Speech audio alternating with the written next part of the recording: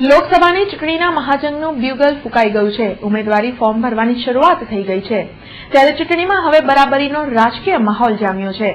લોકસભાની ચૂંટણી 2014ના ખરાખરીના જંગમાં ગુજરાતમાં ઉમેદવારી નોંધાવવાની શરૂઆત થઈ ગઈ છે। ગુજરાતભરમાં ઉમેદવારો પોતાની દાવેદારી કરી રહ્યા છે।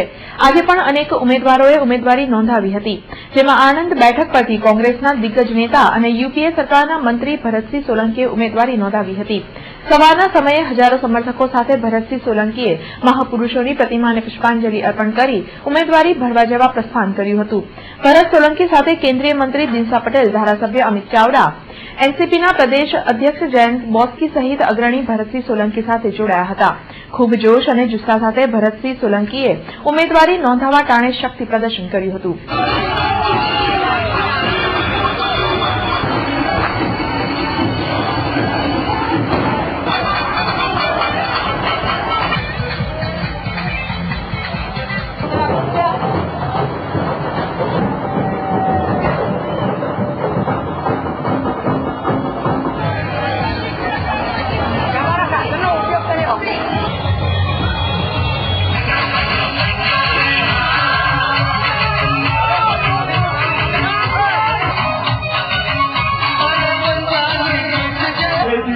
आभार मानु छू।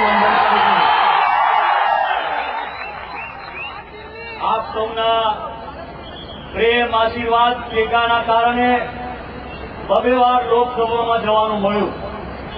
કદાચ મળવાનું ઓછું થયું હોય, વચ્ચે તબિયત પણ નાદુરસ્ત રહી, એ કારણે પણ તેમ છતાંય આપે જે આશીર્વાદ આપવા માટે પધાર્યા છો, અંતઃકરણથી આપનો આશીર્વાદ માનું છું। ભરતસિંહ સોલંકીએ આણંદ જિલ્લા કલેક્ટર સમક્ષ પોતાની ઉમેદવારી નોંધાવી હતી અને ફરી એકવાર આણંદની જનતા તેમના પર ભરોસો મૂકશે તેવો વિશ્વાસ વ્યક્ત કર્યો હતો।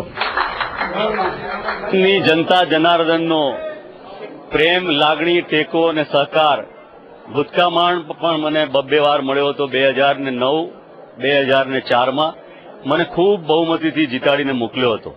આ વખતે પણ હું પ્રાર્થના કરું કે એ જે પ્રેમ, લાગણી, ટેકો, સહકાર છે એ વિશ્વાસ બની રહે અને આવનારા સમયમાં એમના આશીર્વાદથી મને વધારે સારી રીતે સમર્થન અને ટેકો મળી રહે એવી પ્રાર્થના કરું છું। ઉલ્લેખનીય છે કે ઘણા સમયથી ભરતસિંહ સોલંકીએ આણંદ બેઠક પર કબજો જમાવ્યો છે।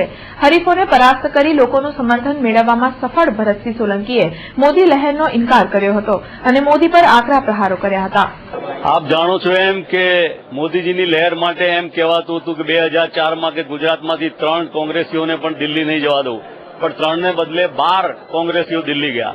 2009માં 11 કોંગ્રેસીઓ દિલ્હી ગયા। મોદીજી એવું કહેતા હતા કે વિધાનસભાની ચૂંટણીમાં માધવસિંહ સોલંકીનો જે રેકોર્ડ છે 149 સીટોનો, એ તોડીને 151 બેઠકો લાવીશું।